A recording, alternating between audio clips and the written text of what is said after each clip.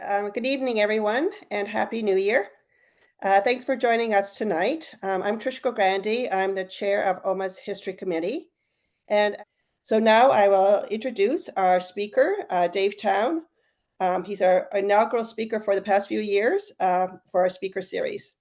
Dave is a chiropractor by profession, a record-breaking master swimmer, and an avid local historian. He has penned 22 books about the history of our area. His books are an important record of our sports and cultural history for future generations. This will be Dave's 8th presentation as a guest speaker for OMAH, having forged a reputation as an engaging speaker for diverse groups in and around Orillia. His latest book is The Orillia Spirit is Born, and that's the subject of his talk tonight. He will recount the Orillia spirit that defined our community between 1880 and 1920. And we thank him for kickstarting the OMAH History Speakers Series again this year. So over to you, Dave. Thanks, Trish. Hello, everybody. I'm taking you back to the first week of July in 1884. That week, Peter Bertram from Orillia and Henry Scatting from Orillia hopped on the train and went down to Toronto to experience Toronto's semi-centennial celebration. It had been 50 years since Toronto incorporated as a city. That's when it changed from the town of York to the town of Toronto. They put on 5 days of events. There was a parade every day. There were sporting events. There were concerts. There were any number of receptions and galas.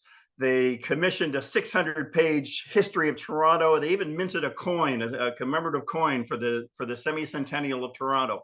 Well, Peter Bertram and Henry Scatting were really impressed. And by the end of the 5 days, they decided that maybe Orillia could do something like that. I mean, why not Orillia, which was the typical attitude in town at that time. But they had to wonder, what are we going to celebrate? A semi-centennial, what happened 50 years ago for Orillia? Well, it had been about 50 years since the first pioneers had arrived in this part of the county of north of Barrie.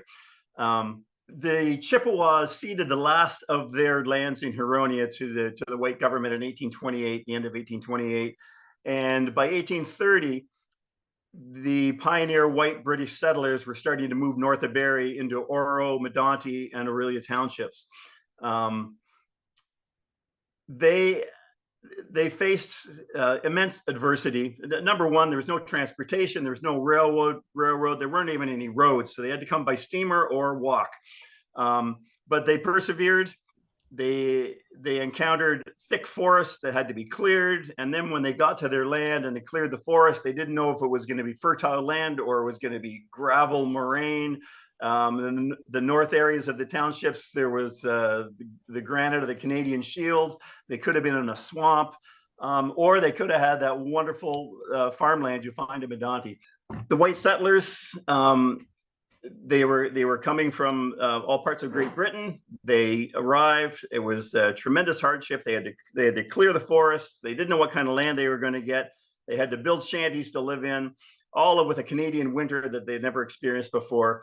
A lot of the pioneers gave up and moved on. Their land was too poor, or they weren't up to the task, and they moved on. But a lot of them persevered. I want to give you one example of a family that persevered. That I didn't know this story till I came across it researching this book, but it's really impressed me. It's the story of the Tudhope family. If you're from Orillia, you'll recognize the name of the Tudhopes. In 1831. 51-year-old James Tudhope brought his 20-year-old eldest son with him, and they took a land grant in Jarrett. Of course, now I can't change my slideshow. There, don't know how I did that. In Jarrett, right in the center of the picture, they cleared their land. They built a small shanty. They got a farm started, and the next year, and they decided they were set up well enough that James could call his wife Christian over from England. So Christian and the other 8 children got on board ship and headed over to Canada. 1 month before they arrived, James, the father, died of sunstroke out in his field, leaving poor George at 20 years old, or I guess 21 years old at that point, all alone on the farm with his mother and 8 siblings coming. So he got on the train, he traveled all the way to Quebec City, he met his mother, broke the terrible news to him. She was devastated, but they continued on, and he brought his mother and his siblings to Jarrett, and they continued the farm. Christian, the mother, who was only 39 years old, was devastated, went into complete depression. And 4 months later, at Christmas time, she died of what they said was a broken heart, leaving poor George at 21 years old with his 8 siblings, the youngest being 2.5 years old, the next one 4 years old. And he had to care for them. The nearest neighbor was 4 kilometers away. And he must have been a remarkable guy because he was successful. The farm thrived. He got his younger sisters married off to very prominent families.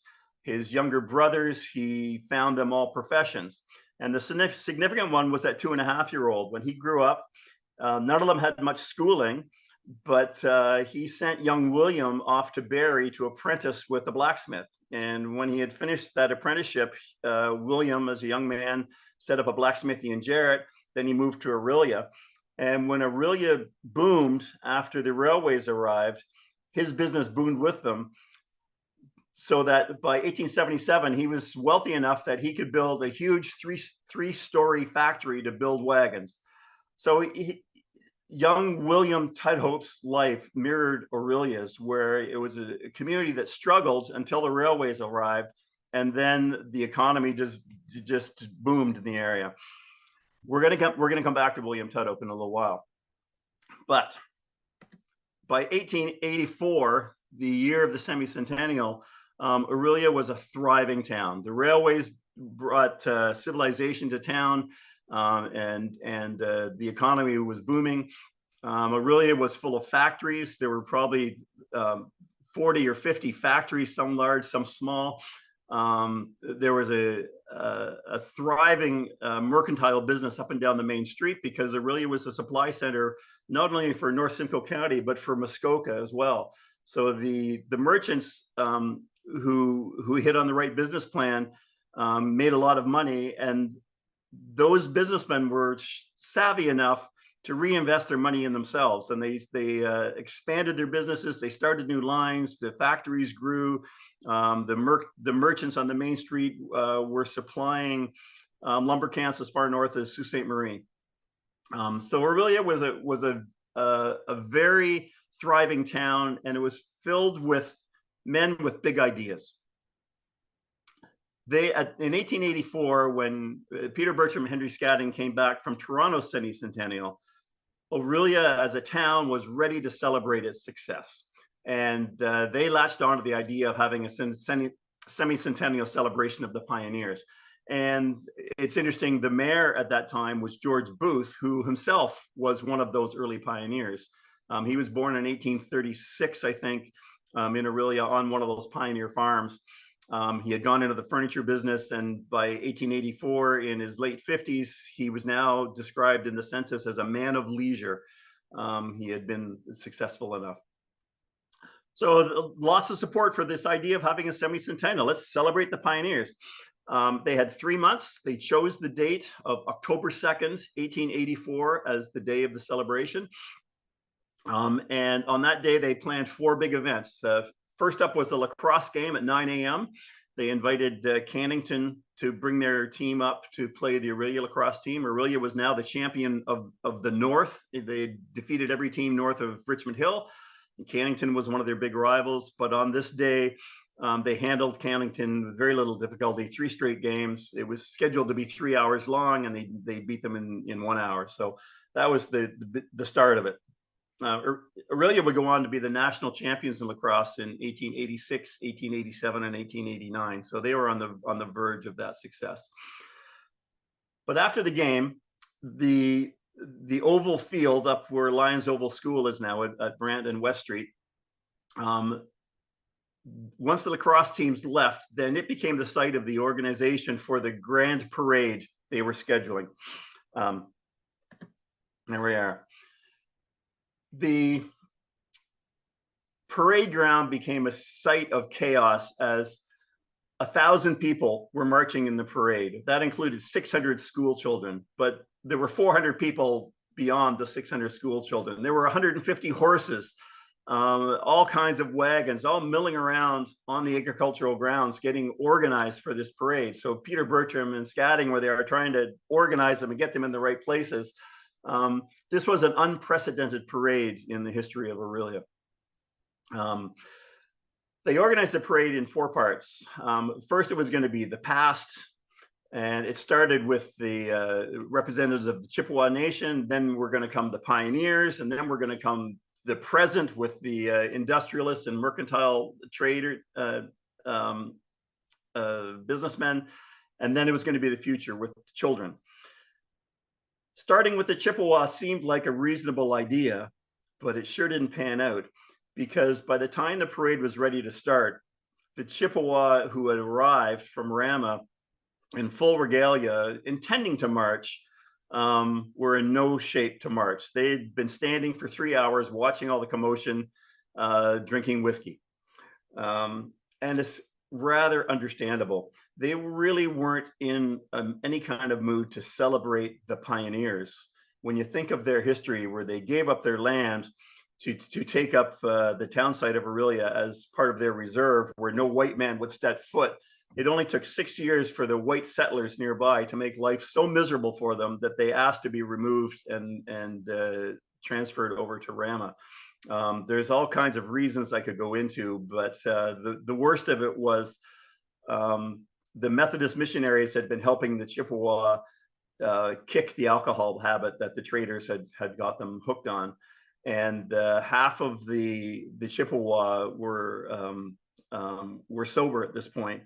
And then in 1834, the government gave their agent permission to open an inn right in the Indian village, and every inn included a tavern. And so now the government was serving whiskey right in the Indian village, and that was just about the last straw for them. So by the time 50 years later, when they're having the semi-centennial celebration, there was a lot of hard feeling between the Chippewa and the white man that they had been driven away from their land. So by the time the parade was starting on the agricultural grounds, only 2 of the Chippewa were able to stagger around the course. The rest of them were sleeping it off in the oval fields. But after the Chippewa came the pioneers, and this is a huge success. You can see at the bottom, it says in 1836, there were 350 homesteads in North Simcoe County, north of Barrie. 50 years later, in 1884, they rounded up 90 pioneers who were marching in this parade. You think after 50 years, how many of the original pioneers have died? That there were still 90 of them who were enthusiastic enough to march in this parade is a pretty remarkable success story. And it turns out the pioneers were really enthusiastic about being there. They were very receptive to the acknowledgement that they were being given. There were 72 men marching in the parade. They were followed by 18 pioneer women in carriages following behind them. Now, what's significant here is that this was not a pleasant day. You know, it was the 2nd of October. It could have been a beautiful fall day, but it was wet and drizzly. It had been a heavy mist all day. It had been overcast for a week. And by the time the parade was starting, the heavy mist was devolving into just a light drizzle. And it was just a cold, wet, miserable day. But we had these 90 pioneers still enthusiastic to march. And what's even more remarkable is that 5,000 people showed up to line the parade course to celebrate these pioneers. All morning, trains had been arriving every half hour, unloading spectators for the big parade. People came from all over North Simcoe County, from as far away as Beaverton and Barrie. A lot of them were supporting their fathers or grandfathers. Probably every pioneer had an extended family who was in the crowd. Orillia was only populated by 3,000 people. So to have 5,000 people watching the parade with 1,000 people marching in the parade, you can see how many people came from out of town to watch this in the wet, cold drizzle. there were a lot of really remarkable stories of those 90 pioneers who were marching. I just wanted to share a few of them. Mercy Manwaring was there. She was the first school teacher in the Methodist school for the Chippewa. She arrived in 1832. But when the Chippewa left for Rama, she had married the other school teacher, Andrew Moffat, and they became the first people to buy up a town lot in the original Indian village, and became very successful, opening a general store and then a pork slaughterhouse. But she was one of the matriarchs in Orillia. Francis Gador is a fascinating character. He was the son of Antoine Gador, who was a French fur trapper. Oh, there's my dog. And a Chippewa mother. Thank you, Leslie. He was fluent in French and English and several native languages, but he had chosen to live in the white man's world, not in the native world. He was never fully accepted into the white man's world, never fully accepted into the native world for that reason. He was sort of lost in the middle. But because he had these language skills and was very intelligent and was very cheerful, is how they describe him, he found lots of employment as an interpreter for business interests and government agents. And he spent several decades as the operator of the old iron swing bridge across the Narrows, where he would close it and let trains cross and open it and let ships go through. He's probably most famous for his son, who was Jake Gador, who was the world sculling champion in 1895. Josiah Henderson, you'll remember from last February's talk at OMAH. He is a fascinating fellow. He was born in Richmond, Virginia, in the South, prior to the American Civil War. He had a father who was a medical doctor, but a mother who was listed as colored. And so even as a 10-year-old, Josiah Henderson was known as a free man of color because he was living in the South before the Civil War. Well, he ended up in Orillia in 1842, did a lot of small jobs as clerking and things like that.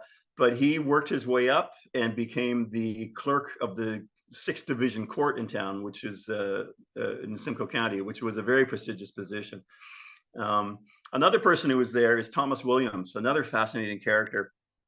His father had settled one of the first farms north of Barrie in 1821. It was in Craighurst, just north of Craighurst.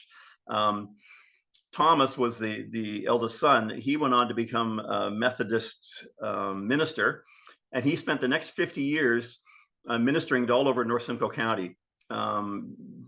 Wedding services, funeral services, and Sunday morning church services and the like.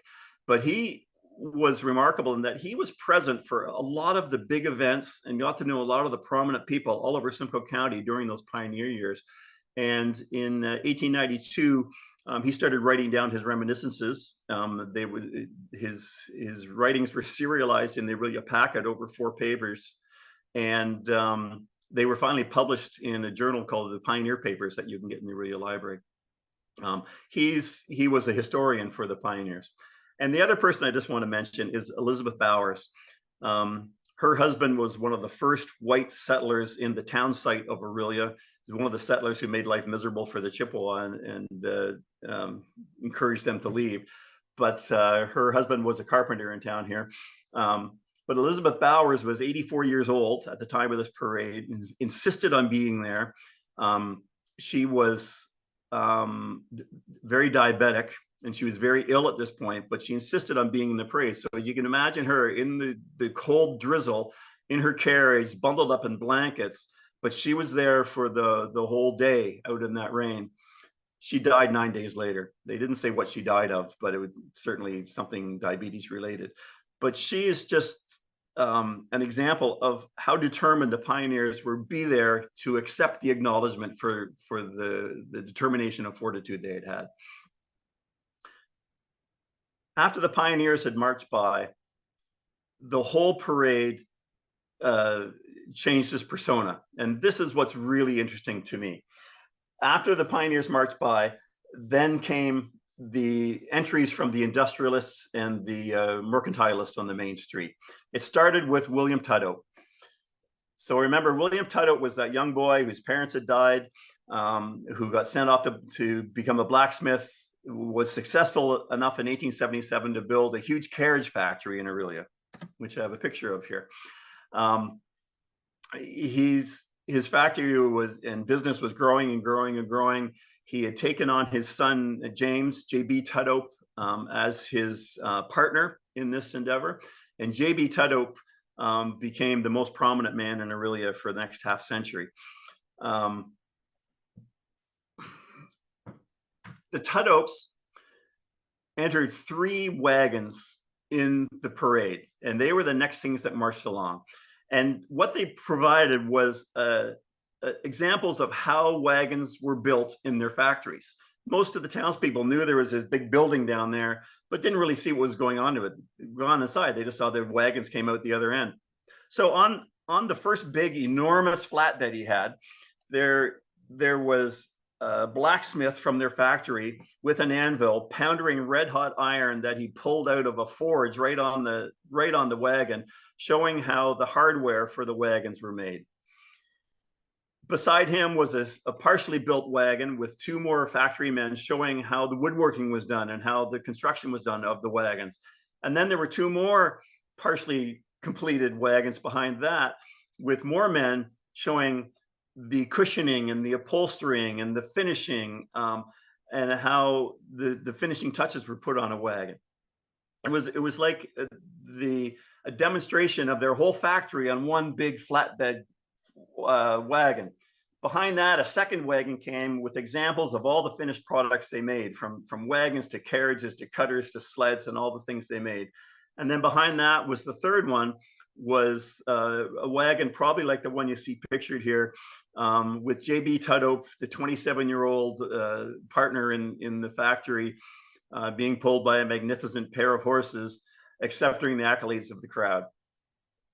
Now, what you have to understand is not only was this a celebration of their success as businessmen, it was a celebration of their idea to achieve success. It was a celebration of the vision and the big thinking that these men had, that they, in a town of 3,000 people on the frontier, a half a day's train ride away from Toronto, that they could build a factory like this and produce these state-of-the-art wagons.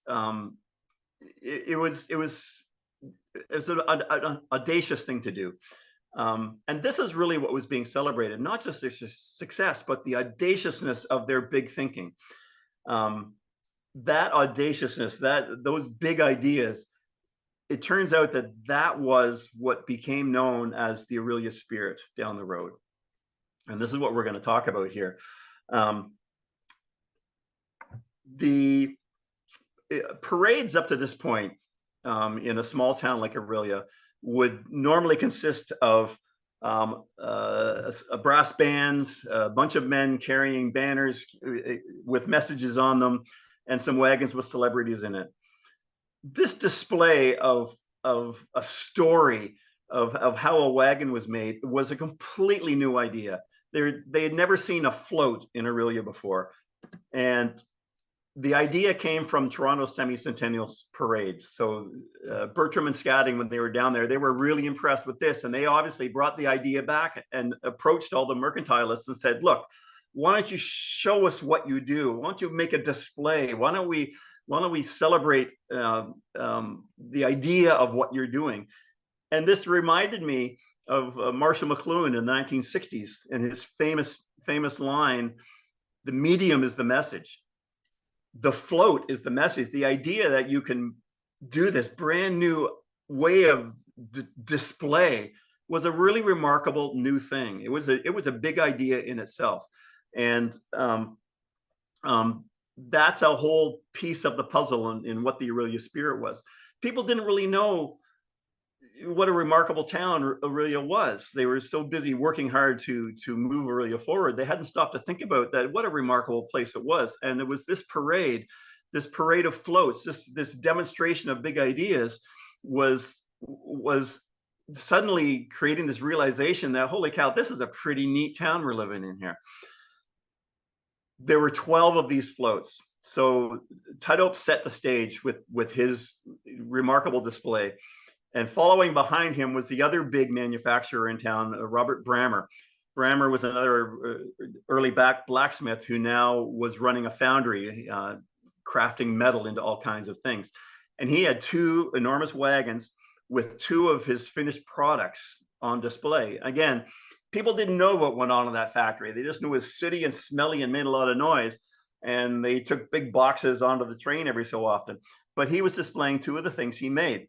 And not only were they big contraptions that he made, but they were machines that Robert Brammer had designed himself, had produced every component part of himself in his factory and assembled and then marketed all across Canada.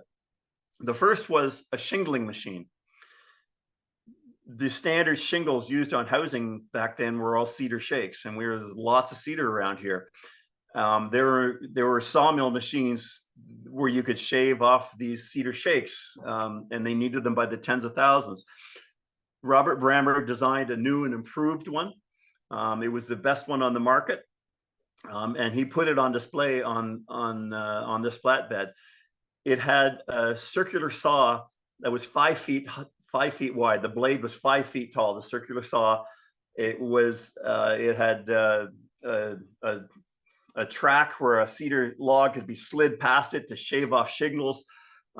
He could produce with his shingling machine 30,000 shingles in a day. It was a remarkable improvement over the technology that was out there from other factories.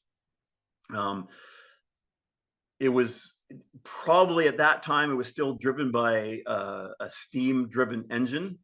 By 1895, they would have a central drive belt that would drive a lot of those inside a factory. But back then it was probably steam engine. But it was the townspeople's first look at this great big machine that not only was produced in Orillia, it was designed and every component built in Orillia by this remarkable man, Robert Brammer. The second wagon he had one of his pumping machines. It was a steam-driven pump designed for the oil industry and the mining industry. So in Sarnia, they had just started pumping the first oil in Canada, and these pumps were there to pump the oil, but they were also used in mines to pump water out of the bottom of mines. But again, it had a steam boiler the size of a small locomotive attached to this enormous pump with big foot-thick pipes attached to it, all designed, produced, constructed, and shipped out of Orillia, a little town of 3,000 people on the edge of the wilderness. It was a remarkable display of success in Orillia. Then came all the mercantilists, and there was just a few interesting things in here. J.G. Wilson had the farm equipment. About half of it he produced in his own factory, half he brought in and sold. But all the reapers and mowers and those kinds of things. George Vick, who had been the first baker in Orillia in 1853, was successful, and he reinvested in himself and started a general store, and it was successful. So he reinvested in himself, and he built an enormous 3-story roller mill on the waterfront down beside what became Couchiching Park. He had 3 wagons in there, one showing all the baked goods he made in his bakery, and then display of what he had for sale at in his grocery store. But then he had the display of all the different kind of grains and seeds and everything that he could produce in his mill. And it was a celebration of success, but it was a celebration of the idea that you reinvest in yourself, and it's you don't sit on your money, you make your money work for you, and act on your vision. T.B. Mitchell had an interesting thing on his wagon. He had a furniture store, and he had examples of all the furniture he built, but he also constructed in his factory a gigantic rocking chair. They didn't say how big it was, but it was probably 8 or 10 feet tall, this gigantic rocking chair as a sign of the success of his business.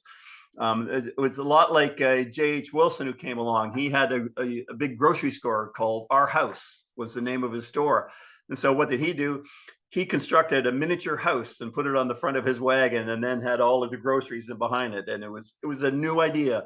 They had never seen anything like these floats in parades in Orillia before. My favorite one, though, has to be J.J. Hatley, the butcher. he pulled his wagon up, and he had two sloping walls like the peak of a roof, and with shelves on the sides of the sloping walls, displaying every kind of meat he sold. Sides of beef and pork and chicken and sausages and venison and moose and you name it. Just this wall of meat on each side, going up and down the main street. And you have to imagine, like, this is back in the days when there's no refrigeration, and he traipses this meat all through town all day. You can bet darn well he was selling that meat in a store the next day. I don't know if we would buy it today, but just this wall of meat going by, no one would have dreamt anyone would do that before this parade. This was just a new idea of this kind of display. So after these 12 floats went by, came the more typical things in a parade: the agricultural society, with Peter Bertram and Scatting, the president and the secretary, marching along. The Simcoe Foresters militia marched along in their full regalia, their bright red British coats. The fire company in their uniforms marched. The Mechanics Institute, which is the library, that's what they called themselves back then. They were the typical ones with banners with slogans promoting literacy and worldliness. The lacrosse team marched by, and then the fraternal group, the Sons of England, marched by. And behind them comes the future. 600 school children, had to be every kid in town, organized by their teachers in little platoons. And the newspaper said that was the highlight of the whole parade, seeing the children march by. So, holy cow, we had gone from a celebration of the pioneers and their determination and fortitude to all of a sudden this celebration of big ideas and success in a way that had never been seen before.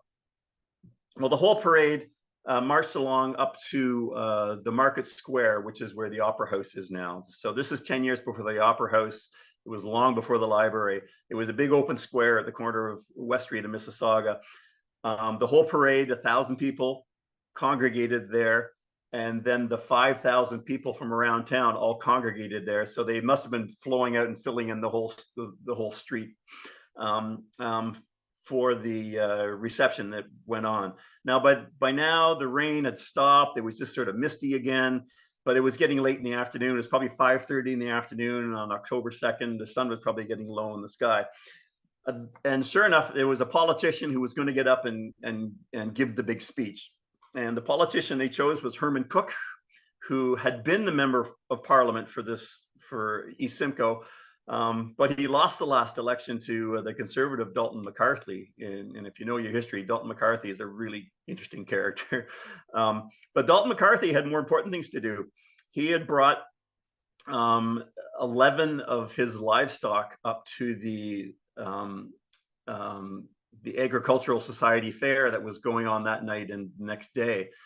And he had his prize bull, the 2,500 pound Sir Lewis, and his 10 prize cows up to 1,500 pounds each.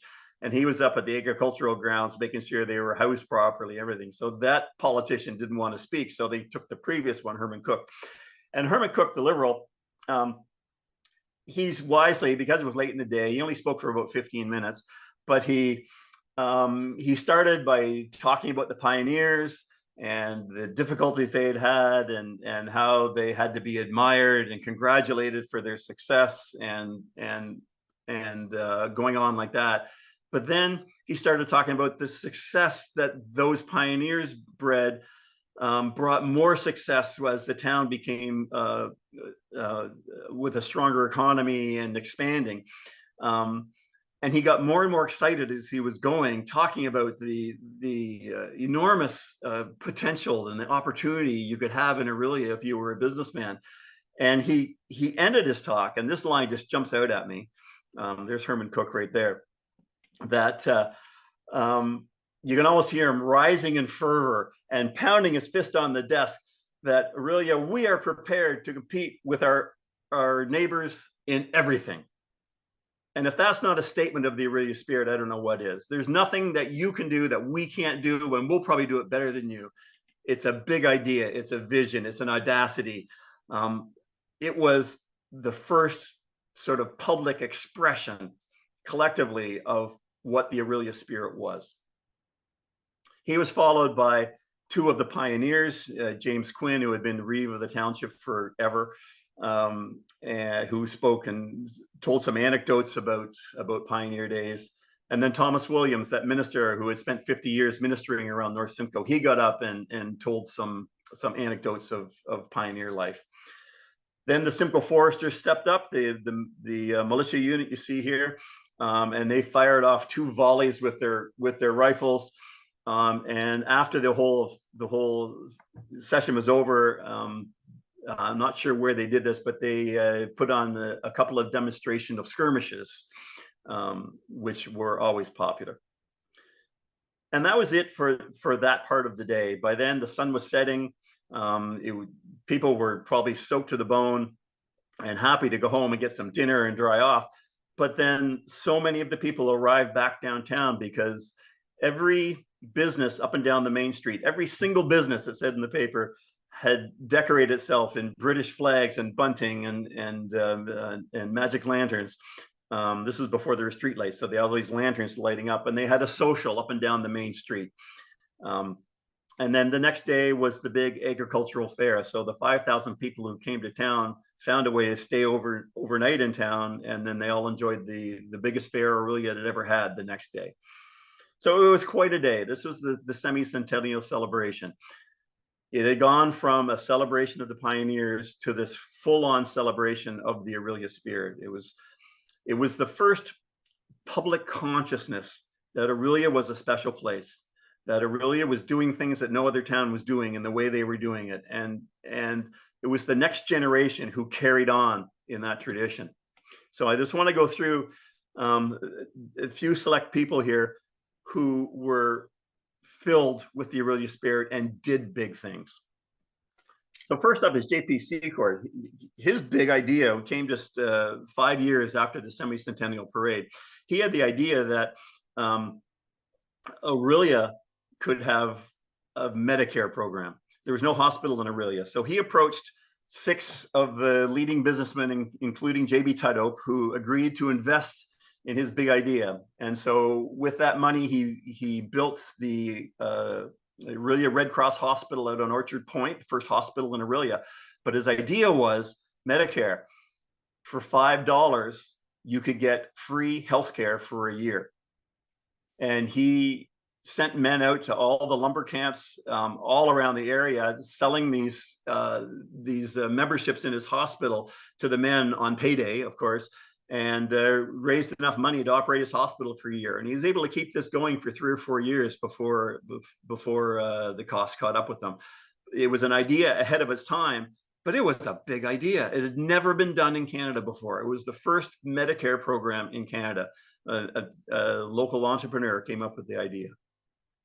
Harold Hale, if there isn't a better representative of the Orillia spirit, I don't know who it would be. Harold Hale was Mr. Orillia. He was the owner of the Orillia Packet newspaper. He was the editor there for about 65 years. If there was a big program going on, he was a part of it. But he was the originator of a whole host of big ideas.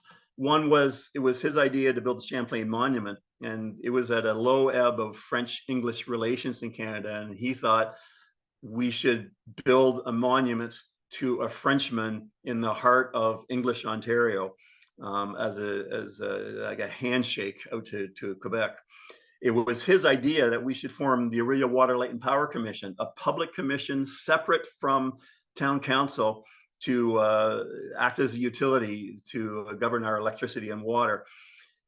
When the OWLP was started, I can't even remember where, around 1910, it was the only competition to Ontario Hydro anywhere in the province. Ontario Hydro was producing electricity from Niagara Falls and driving Hamilton and Toronto and all their industries there. But they had expanded, and they were scooping up any power dam anywhere across Ontario except Orillia. Orillia built their own dam and built their own power lines, and we had our own power commission. We were one of the only 2 power commissions in Ontario. That was Harold Hale's idea. It was Harold Hale's idea that when the new hospital was built, the idea started in 1915, the new hospital, that it should be Soldiers Memorial Hospital, meaning any veteran of World War I returning to Orillia should receive free health care for the rest of their lives in our hospital. To do that, he had to convince Orillia's 15 doctors to waive their fees for those soldiers. And he did it. He talked the doctors into giving 1,000 men free health care for the rest of their lives. A pretty tall order, but it was a big idea. It was Harold Hale who was the idea man behind the Stephen Leacock home. There are other men who made it happen, but it was his idea that after Leacock died and his cottage became derelict, that it should be restored and turned into a museum, and we still have it today. It was Harold Hale's idea to create the Canadian Club in 1906 or 1907. It was a forum to bring prominent Canadian speakers to Orillia to bring ideas to town, prominent speakers, and that club carried on for half a century. So Harold Hale was an ideas man. So was W.S. Frost. He had been mayor of Orillia, but he was the driving force behind the building of the YMCA in Orillia, that for 50 years in the National YMCA Training Center in Springfield, Massachusetts, there was a picture of the Orillia Y hanging on the wall in the lobby with the caption, "Finest small town YMCA in North America." It was W.S. Frost who insisted that we don't just build a Y, we build the best Y around. And for 50 years, we had the best small town Y anywhere in Canada, probably in North America, and it's thanks to Frost. W.S. Frost was the idea man that Orillia's waterfront, which had been given over to industrial interests, to the railways and the lumber industry, it was his idea that it should be returned to the public through public parks. And the waterfront we have today is primarily his vision that created that. And his other claim to fame, he was known as Daylight Bill, because in 1912 he talked town council into declaring daylight savings time so that Orillia was going to have a more efficient workday with daylight savings. Unfortunately, we were the only town that did it. So for the 6 weeks it ran, we were on a different time than everybody else. But it was an idea ahead of its time, because 3 years later, in 1916, all of Canada adopted daylight savings time as a wartime efficiency. We just did it 3 years before everybody else. Thomas Shepard, another idea man. He came up with the idea that Orillia could build its own power dam and long distance power lines to bring that hydro energy from the Severn River 25 kilometers down to Orillia to drive our factories and drive our economy. It was his idea, and he was so committed to it that he ran for mayor, and he served 2 terms of mayor to make sure that dam got built. And in 1902, Orillia's power dam opened, and we had our 25-kilometer hydro lines owned by the municipality, run by the OWLP Commission, and we didn't rely on Ontario Hydro at all.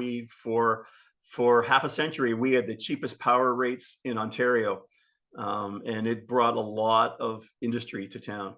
But that was Thomas Shepard. Erastus Long was the son-in-law of Robert Brammer. Remember the man with the big shingle mill in the parade? When Robert Brammer died, Erastus Long took over, and he took over a successful foundry, but he brought new ideas to it. He started designing and producing the same way Brammer did, heavy machinery that was shipped all across Canada.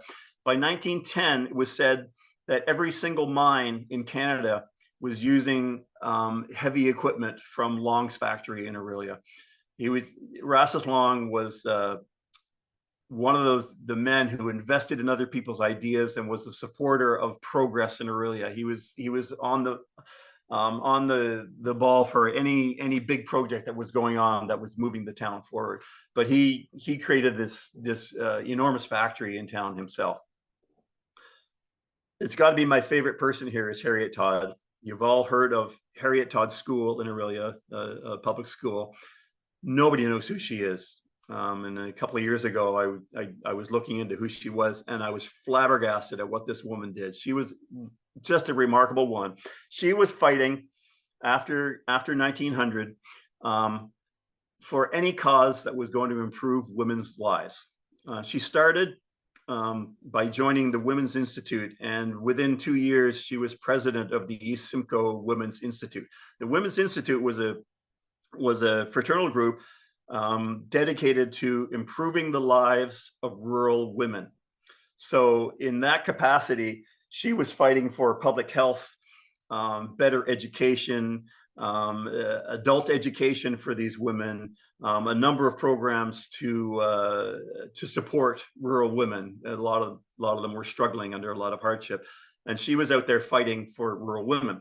So she was president of the East Simcoe Women's Institute, but she very quickly started organizing all the women's institutes across Ontario and formed the Ontario Association of Women's Institutes and became its first president.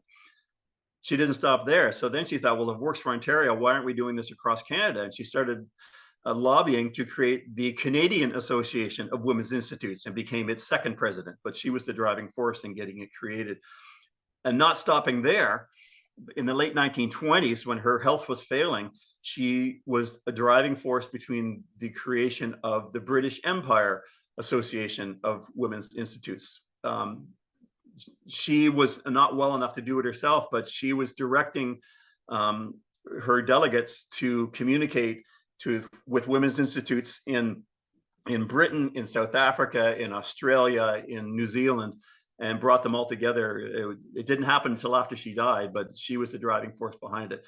She was just a remarkable woman. She was the first woman elected to any post in Orillia when she was elected to the Simcoe County School Board, or sorry, the Orillia School Board in 1919, and she served on the school board without break, passionately, until her death in 1933. She was just a remarkable woman. There's way more that she did beyond that. John Miller is one of my favorite guys in Orillia. He was like Erastus Long. He was on board with any big idea that was going on. He was just a progressive supporter of Orillia. His big idea, though, is fun, that he's responsible for organizing the first round the world tour by any sports team in any sport from anywhere in the world. And this was in 1907 when he took the Orillia Terriers Lacrosse Club to Australia to play a series of games. The Australians have been trying to get a Canadian club to come down for almost 15 years, and no one would do it because it was way too expensive. John Miller came up with the idea that, what's the problem? The tour will pay for itself. We'll just play a series of games, and the gate revenue will pay for the trip. And the Australians wanted nothing to do with that. And he hounded them and convinced them that when the Canadian team shows up, you're going to get unprecedented crowds. It's going to pay for itself. Finally, he talked them into it. So he took the Orillia team supplemented by some other men across Ontario, and they played a series of 9 games across Canada on their way to Vancouver. And the gate receipts from that paid for that trip. Once they got to Vancouver and got on board ship, the Australians were paying for it, hoping that the gate receipts were going to pay for it. Well, when they got to Australia, they were a sensation. Instead of drawing a few hundred people to their games, they were drawing 10,000 people to see these games because people wanted to see the great Canadian lacrosse team. And they played a series of 15 games. And not only did it pay for their trip, they doubled the amount of money they needed, and that was all profit for the Australian lacrosse associations. So John Miller was a big idea guy. And if you read my little book about that around the world lacrosse tour, they played 4 games against the Australian all-star team that was every bit as dramatic as the Canada-Russia hockey series in 1972. And I won't ruin it for you, but you have to read that book if you want to see it. A lot of you will have heard of Skid Watson. Skid Watson was the director of the Orillia YMCA for 41 years. His big idea was social service and what a role it could play in Orillia. And he thought that improving society started with children. And he was one of the first campers in 1910 at the Orillia YMCA Wilderness Camp across the lake at Camp Summerland. He was one of the first campers there. But when he took over, he dedicated his life to developing that camp. So starting in 1928, And thousands and thousands of Orillia children would spend 4 weeks living in the wilderness, learning cooperation and democracy at his camp. He founded the Orillia Wiseman's Club to support that program at the camp, and it was the second for social club in Orillia, service club in Orillia. The Kiwanis Club started, I think, the year before, and Skid was a part of that too. But the Wiseman's was the most effective service club in Orillia for half a century. There's remarkable stories and things that they accomplished. But Skid was a big idea guy. Some of you will know who Mert Plunkett is. Again, what a thing he did. He was a YMCA captain supporting the morale of the men in World War I, with canteens and education services and sports and all kinds of things. But he started the Dumbbells, which was a vaudeville troupe manned by soldiers from the Canadian Army, who right at the front on packing box stages put on shows to improve the morale of the men. This had never been done before. It was audacious. It was incredibly successful, so that by the end of the war, he had 19 different shows traveling along the front, entertaining the men. And the Americans and the British and it was the Italians, or probably the French, were also starting to stage shows in the way that Mert Plunkett taught them how. He traveled around and he taught different groups how to put these shows on. It was a tremendous success. And he was a young man who grew up in the Orillia YMCA. Franklin Carmichael, I hope you all recognize that name if you're at the Orillia Museum of Art and History. He was one of the members of the group of 7 that revolutionized Canadian art and created a persona for Canadian art worldwide. You don't need to say more than that. And I bet hardly any of you know who B.F. Stewart is. He's one of my favorites. In 1895, William Röntgen discovered X-rays in Germany. 5 weeks later, B.F. Stewart, a photographer in the frontier town of Orillia in 1895, went out and bought an X-ray machine 5 weeks after X-rays had been discovered. And he was using it for artistic photography. But it didn't take long for the medical doctors to realize what a useful tool this was. And they started sending patients to his photography studio to get X-rayed. And in those days, to get an X-ray, you had to have full anesthetic because it was a 5-minute exposure. He was the only provider of X-rays in Orillia until 1964. For 70 years. In 1910, he was finally persuaded, or in 1912, he was finally persuaded by the doctors to move his X-ray machine to the Orillia Hospital. Might have been 1920, I forget now. Anyway, and he moved his machine to the hospital. He owned it on the stipulation that he would personally take all the X-rays. And so he became the X-ray tech at the hospital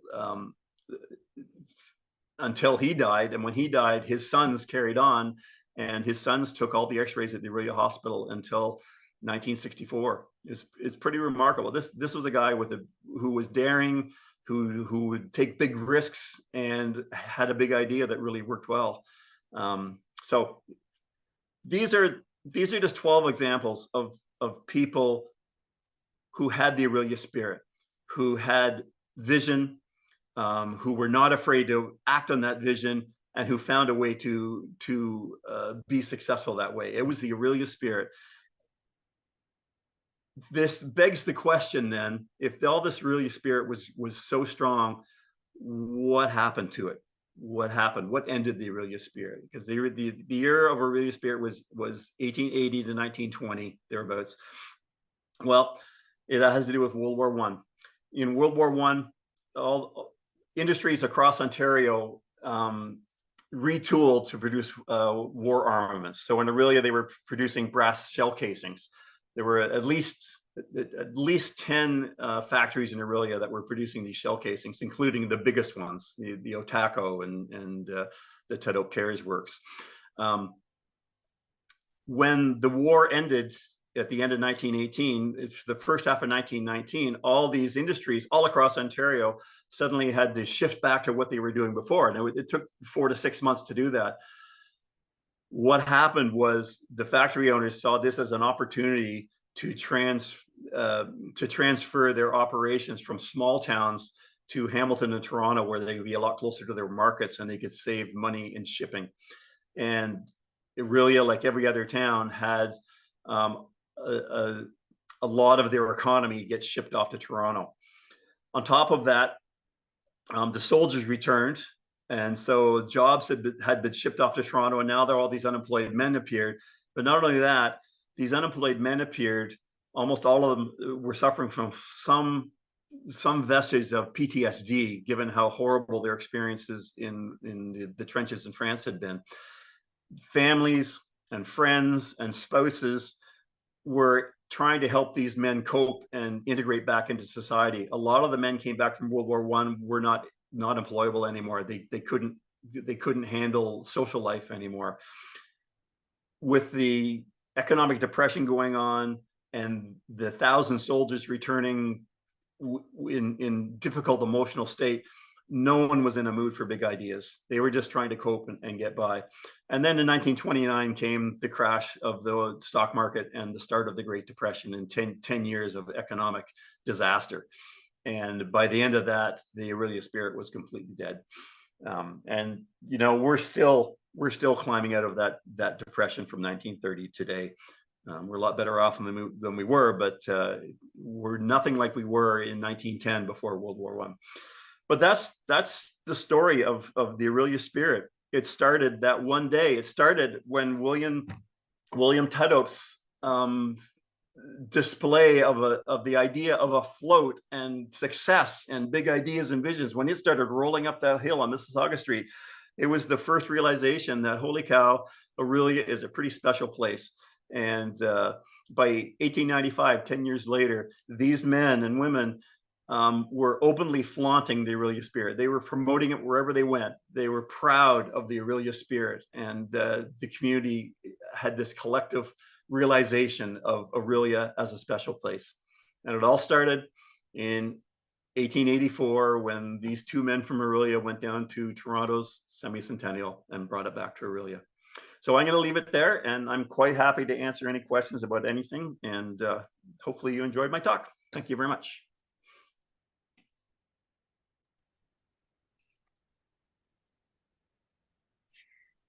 Thanks, Dave. That was great. So we do have a couple questions rolling in, lots of comments, lots of positive comments, people thanking you, which is great. I'm sure those will keep coming in. The first question we have is from Sue Mallinson. It seems like you skipped over Walter Knox. I did. You know why? My picture is on top of Walter Knox. I'll give you a quick summary. Walter Knox, we know him, if you've read my book, you'll know him as the world champion track and field athlete. And he led a remarkable life. But what his big idea was to bring fitness and athletics to the Ontario school curriculum. So in 1920, there was no athletics in the Ontario school curriculum. In 1930, it was a core part of the curriculum. And in the meantime, in that decade of the 1920s, Walter Knox toured schools all across Ontario 4 months a year, putting on track and field clinics, starting competitions, creating an Ontario Schoolboys Track and Field Championship. When that had succeeded by 1925, by the end of the 1920s, he raised enough money through the Ontario Athletic Commission to build the Ontario Athletic Commission camp, and he built it across the lake from Orillia, where he built the best track in Ontario, state-of-the-art cinder track, and a first-class summer camp where the top schoolboy athletes in Ontario could spend 3 weeks under the guidance of the Olympic coach, which was Walter Knox. He was twice Canada's Olympic coach. And his whole goal was to develop athletes for the Olympics. In 1920 and 1924, Canada's track and field team was not even close to winning a medal, other than one guy who was an American. After 7 years of running his clinics around Ontario, those young boys from public school age had grown up to become good enough athletes to make the Canadian Olympic team. And in 1928 Olympics, Canada won, I forget, it was about 6 medals in men's athletics and another 4 in women's athletics, the first time the women's were there. In 1932, they won 4 more. In 1936, they won 4 more. Then his program ended in 1942 because of the war. And after the war, athletic training was handing over to high school teachers. For the next 6 Olympics, Canada won a total of 1 medal in track and field. His program, his big idea of developing schoolboy athletics and getting athletics as part of the curriculum in Ontario public schools, paid enormous dividends when it came to Olympic gold medals. And that was his big idea. His other big idea was women's athletics. Back in the day when it was felt by the top coaches that women were too frail and too delicate to participate in sport, Walter Knox was all in on women, and he coached 5 of the 6 women who went to the Olympics in 1928 and won all those medals, the Invincibles, I can't remember what they're called. He developed a number of top flight women athletes, including Mamie Shrum, who was from Utah, who broke the Canadian shot put record on like 6 practices with Walter Knox, this big, strong farm girl. But he was a big supporter of women's athletics too. So, yes, so that's Walter Knox. Thank you. This one's from Jesse. David, how did you begin your history journey? I was 40 years old. I was president of the YMCA, and I found in the basement of the YMCA a blue trunk jammed full of historical artifacts, literally caked in black mold. And it's because the month after the Y opened, the pool holding tank flooded and submersed this trunk. And then when they cleaned it up, no one ever looked in the trunk until I came along 10 years later. And I opened it up and saw all this dust like an archaeologist. I'm wiping the mold off this picture and decided that this needed to be renovated. So I started a project to renovate all those artifacts in that trunk. And that led to researching the history of the YMCA and then my first book on the YMCA. And I have to say, I didn't consider myself a writer at all. And it wasn't until my high school English teacher, who gave me a mark of 65, I'll never forget, read my book and congratulated me on my research, because he was a big YMCA supporter. But he said, what I really liked was your writing. And that flabbergasted me. And that's the encouragement that got me to carry on. So then I'd already discovered Walter Knox. And so then I wrote my big book on Walter Knox, and I've never looked back from there. Now I'm just obsessed with it. I'm putting 2 or 3 books a year out now.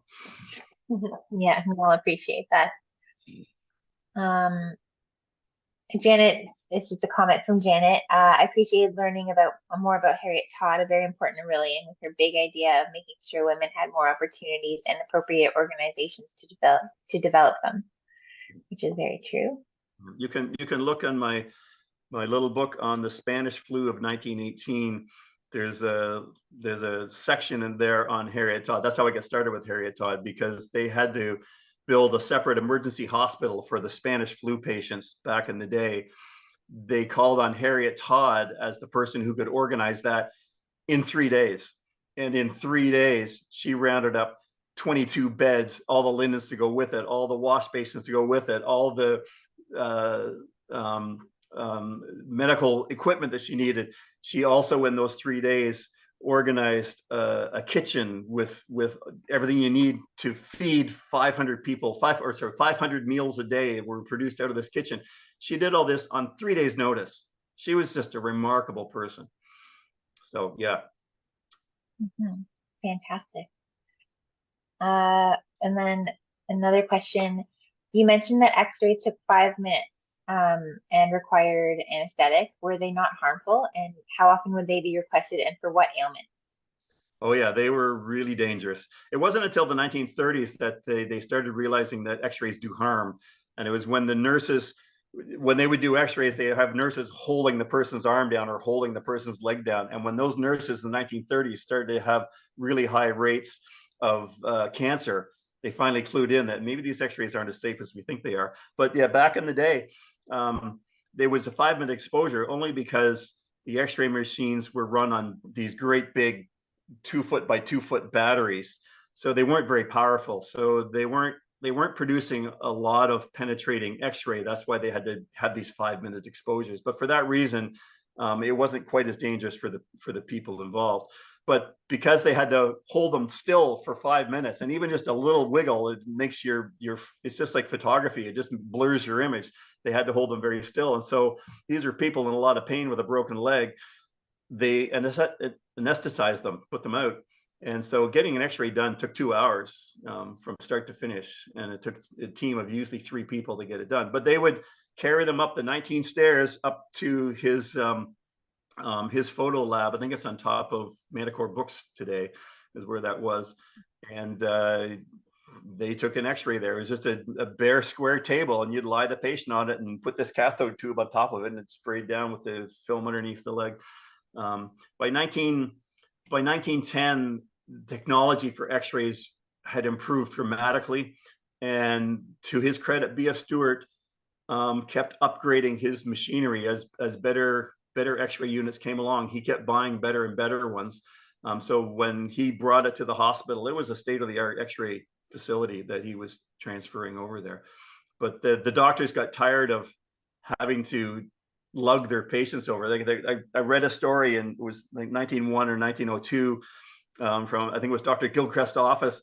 The man with a broken leg, they had to take him out, put him in the back of a wagon, drive him 2 blocks down there on a street full of potholes. You can imagine the poor man bouncing in this wooden wagon over potholes, carry him up these 19 stairs, hold him down, and put the ether on his face. It was a harrowing experience. The doctors got tired of that, and they're the ones who convinced him to, why don't you just move your machine to the hospital for the patient's interests? And he finally agreed to do it. But he always considered himself a photographer first. He was very excited about artistic photography, and he did all kinds of weird and wonderful techniques to manipulate pictures back in the 1890s, 1900s, and X-ray was just one of them. There's a cute little anecdote. I love this anecdote.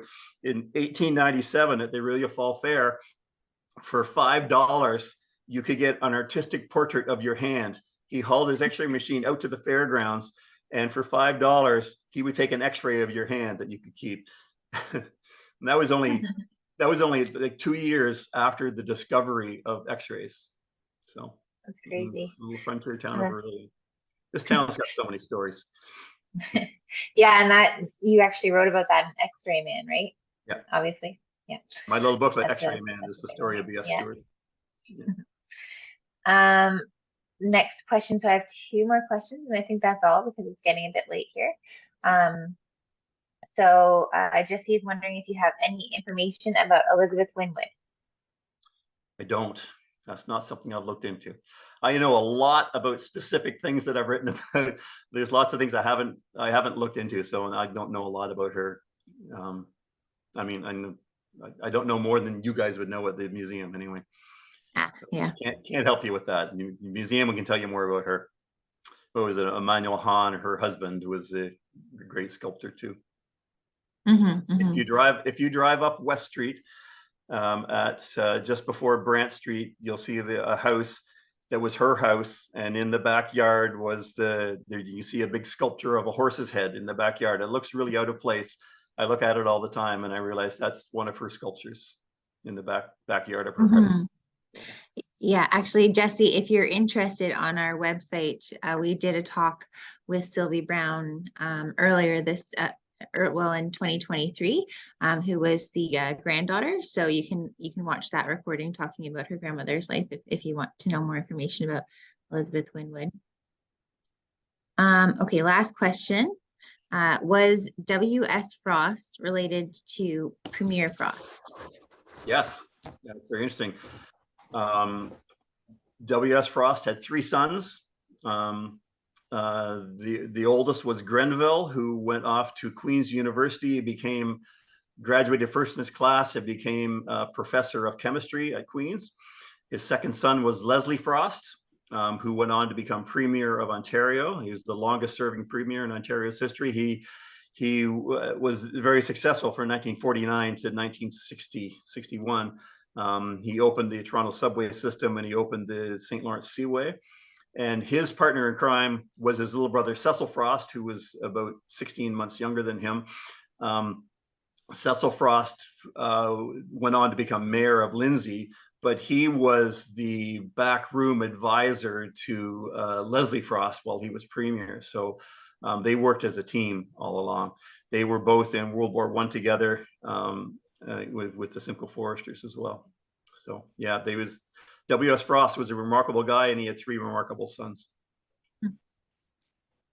Great. Well,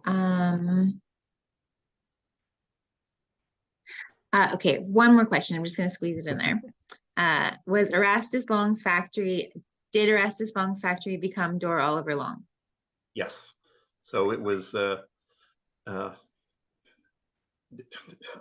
it's down where Home Hardware is now, is that King Street?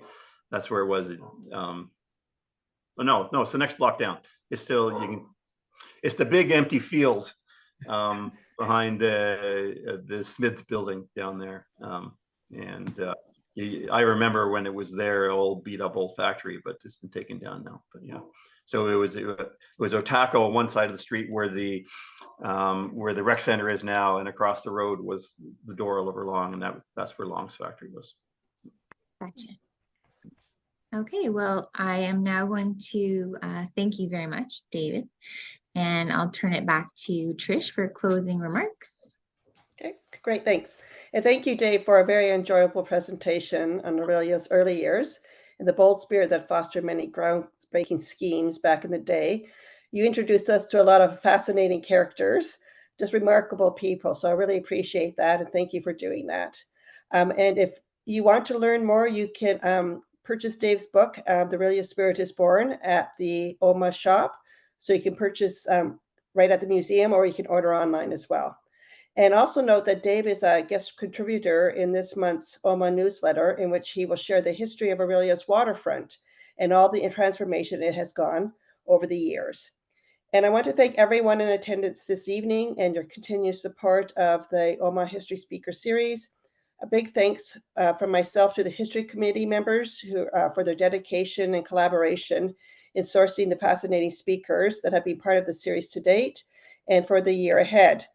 A special shout out to Mary Ann Grant, who handles the PR communication for the speaker series, and to Monica Sudbury, who manages registration, helps Mary Ann with PR, handles our Zoom, and tonight she handled our Q&A. So thanks, Monica. And we do have a very exciting lineup coming up in 2024. Our next speaker on February 21st is Graham Davis, registered professional forester, County of Simcoe, and his talk, The Simcoe County Forest, A Century of Growth and Renewal. Graham will share the history of the Simcoe County Forest and how through a century of continued effort, the county has turned one of the most devastated landscapes into Ontario's largest community forest today. So our 2024 speakers series calendar is available on the OMAH's website if you want to check it out. And at some point, the pre-registration links will be available so you can book ahead. But we do have an exciting year ahead, so we're looking forward to seeing you again and joining us on February. Have a good evening, everyone. Thank you.